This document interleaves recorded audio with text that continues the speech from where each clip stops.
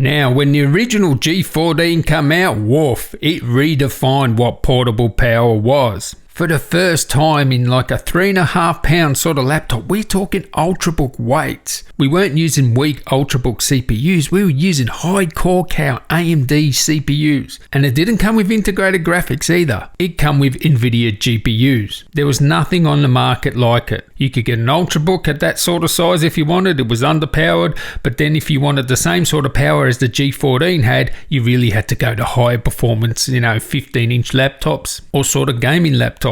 Or at that time MacBook Pros, right? But not MacBook Airs, MacBook Pros, the thicker, heavier ones. Nothing competes with this, alright? First you get the AMD CPU, 8 cores, 16 threads, powerful Ryzen 9, up to a 8945 HS processor. So that's low wattage, but it's not ultrabook parts, right? It is still full fat performance basically. Yes, it's not going to use as much power as the HX, but the performance is very, very close. These are just the premium bin parts, right? So you get the best, probably mobile CPU for Windows laptops. So you get all those cores, all that power, and of course it's not Intel. So it's AMD, so you get battery life. This thing has all day battery life. The good thing about this G14 is, unlike gaming laptops or like 15, 16, 17-inch performance laptops, they really don't get good battery life, especially if they have Intel CPUs. Now you can get MacBook Pros with M whatever processors and they have good battery life, but you can't get NVIDIA graphics with those as well. If you're into gaming or you're into content where you need NVIDIA graphics, you can't get NVIDIA graphics with Macs. So this thing here, it covers all the bases. You get a powerful CPU, you get NVIDIA GPUs. It only weighs 1.5 kilos or like 3.3 pounds, and that's a thing. It is an ultrabook with the performance of like a high-end 15-inch, 16-inch gaming laptop or content creator laptop. It's got the power of those, not like the high-end super heavy brick powered that you get with massively monster heavy gaming laptops, but you can still get up to an RTX 4070, up to 90 watts on that RTX 4070 as well.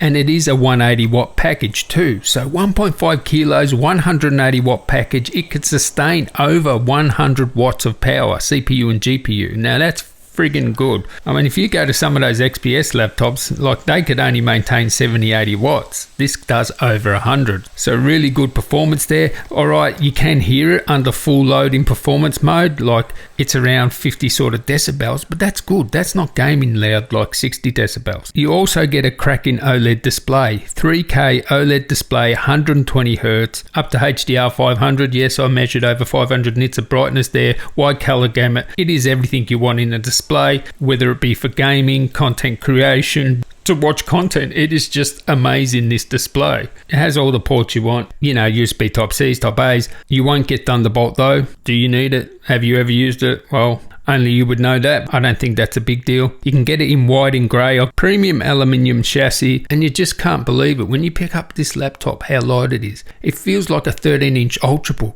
but it houses like 16 cores of AMD processor, NVIDIA graphics, up to 100 watts, OLED display, killer battery life. You're going to get up to 10 hours if you're just doing normal productivity or watching video or something like that. Great keyboard, great trackpad. And before, with the G14, the AMD version, the only downside was usually the display. Now the display is top tier. So everything about this laptop is killer. There is no other laptop that can match it for portable performance, on-the-go battery life, does everything. You get this laptop, it's got that cool light on the back, so that might give it away. If you take that to work, someone might say, oh, what's that, a gaming laptop or something? Then I'll look at it and go, no, that's an ultrabook. That's not a gaming laptop.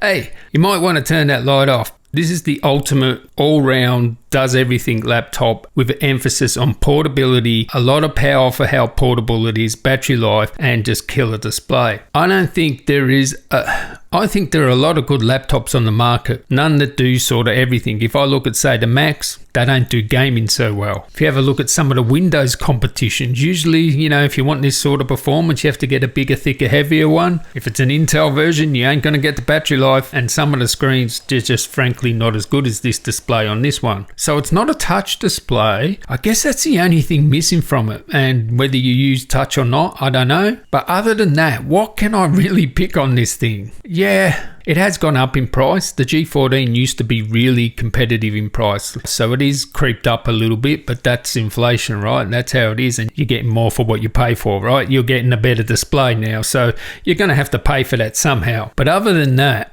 wow, what a friggin' laptop. I mean, it just excels in all areas. And if you had an Intel version of this, it just wouldn't get the battery life. So yeah, AMD for the win here. It works in this portable setup, these HS parts. I really like this laptop, and I'm really sad to give it back. I want it. Anyway, I'll catch you in the next one. Tally ho.